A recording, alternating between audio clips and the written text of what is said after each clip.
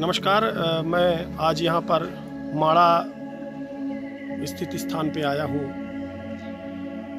यह सिंगरौली जिले के अंतर्गत आता है और सिंगरौली जिला मुख्यालय से तकरीबन 40 किलोमीटर के दूर पर यह स्थित यह स्थान है, जिसको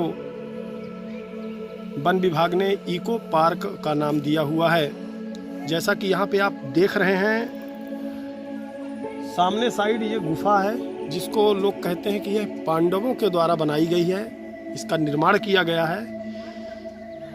इस बात का हमें तो ज्ञात नहीं है, लेकिन कुछ लोगों का कहना है कि यह स्थान जो है काफ़ी सुंदर है, मनमोहक है और हृदय को आकृष्ट करने वाला है। साथ ही आपको बताना चाहूँगा, यहाँ हम अपराध अन्वेषण ब्यूरो के निर्देशन पे यहाँ पर इसका विजिट करने के लिए यहाँ पर उपस्थित हुए हैं। आज मुझे यहाँ इसलिए आना पड़ा आप लोगों के मध्य कि आज प्राकृतिक धरोहर और प्राकृतिक संसाधन धीरे धीरे लुप्त होते जा रहे हैं। जहाँ तक कि सभी लोगों को यह विदित है कि जितने भी प्राकृतिक संसाधन हैं, उन्हीं से कृत्रिम वस्तुओं का निर्माण किया जाता है। प्राकृतिक संसाधन यदि नहीं होंगे तो किसी भी कृत्रिम संसाधन का निर्माण करना उतना ही जटिल और कठिन है जितना कि नए सिरे से किसी वस्तु का निर्माण करना है। गौरतलब बात यह भी है कि हम कभी कभी इस बात को भूल जाते हैं कि पेड़ पौधों से ही सब कुछ संभव है। वन्य संपदा यदि हमारे बीच में नहीं रहेगी तो हम किसी भी स्थिति में जिंदा नहीं रह पाएंगे, क्योंकि वन संपदाओं से ही हमारा पूरा जीवन निर्भर है। यूं कहें तो प्राकृतिक धरोहर में चाहे वह कोयला हो या कोयला से निर्माण होने वाली बिजली हो, कहीं ना कहीं बिजली का भी निर्माण यदि किया जाता है तो वो हमारे प्राकृतिक संसाधनों का दोहन करने के बाद ही उस वस्तु का निर्माण किया जाता है और इसके उपरांत ही हम उन वस्तुओं का उपभोग करने में सक्षम हो पाते हैं। आज इस बात को सामने हम लाने की कोशिश कर रहे हैं कि आने वाले स्थितियों में यदि हम स्मार्ट सिटी और बड़े बड़े नगर, बड़े बड़े मॉल, शॉपिंग मॉल और बहुत सारी चीज़ों का निर्माण करते रहे यूं ही वन को काट काट करके, तो आने वाले समय में ये स्थिति होगी कि हमको सांस लेना भी दुर्भर हो जाएगा। और हम अपने भारत में ही नहीं अपितु पूरे धरातल में रहने वाले व्यक्तियों से अपील करना चाहूँगा कि इस प्राकृतिक धरोहर को सजोने की आवश्यकता है, संचित करने की आवश्यकता है।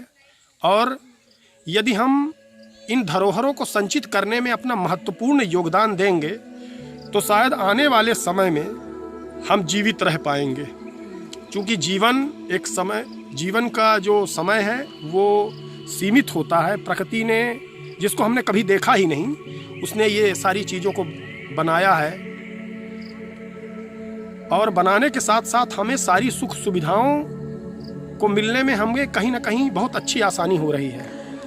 और प्राकृतिक धरोहरों को संजोना बहुत ही अच्छा कार्य माना गया है, क्योंकि प्राकृतिक धरोहर ही जब नहीं रह जाएंगे तो मनुष्य ही नहीं रह जाएंगे, स्मार्ट सिटी नहीं रह जाएंगी, कुछ भी नहीं रह जाएगा, अर्थात सारा जीवन नष्ट हो जाएगा। तो इन वन संसाधनों से आज हमें जो वस्तुएं मिलती हैं, चाहे वो खाने की वस्तु हो, चाहे वो उपभोग करने की वस्तु हो, कहीं ना कहीं हर प्रकार से हम पूर्णतः इन वन्य पर ही निर्भर हैं। आज सारी टेक्नोलॉजी हमारे सामने आ रही हैं और इस टेक्नोलॉजी में कहीं ना कहीं पशु पक्षी भी को आघात लग रहा है, पशु पक्षी भी धीरे धीरे लुप्त होते जा रहे हैं। हम सभी लोगों से अपील करेंगे कि कोशिश करके जितना अधिक से अधिक संभव प्रयास हो तो वन संपदा को आगे बढ़ाने की लगातार कोशिश करें, क्योंकि वन संपदा में ही सब कुछ निर्भर है।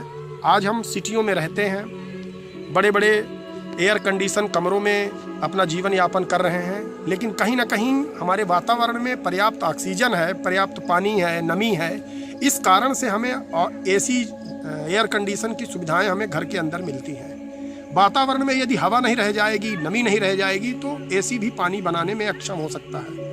तो कहीं ना कहीं इस बात को जानना बेशक जरूरी है कि हम इन संपदाओं से धीरे धीरे दूर होते जा रहे हैं, इसको अनदेखा कर रहे हैं, दरकिनार करने की पूरी एड़ी चोटी लगा के रखे हैं। क्योंकि हम एक नए लाइफ स्टाइल में जी रहे हैं और इस लाइफ स्टाइल को अगर हम बेहतर बनाना चाहते हैं तो हम कहीं ना कहीं जो हमारी खनिज संपदा है उसका दोहन कम किया जाए और कोशिश किया जाए कि बिजली जैसे निर्माण में सोलर का इस्तेमाल ज़्यादा से ज़्यादा किया जाए। क्योंकि यदि पेड़ पौधे अनुवांशिक तरीके से कटते चले गए तो कुछ दिन बाद हमें वही पुराने स्थिति में जीना पड़ेगा जो राजाओं के ज़माने में जीना पड़ रहा था। लोग चिमनियों का सहारा लेते थे, लोग मसालों का सहारा लेते थे।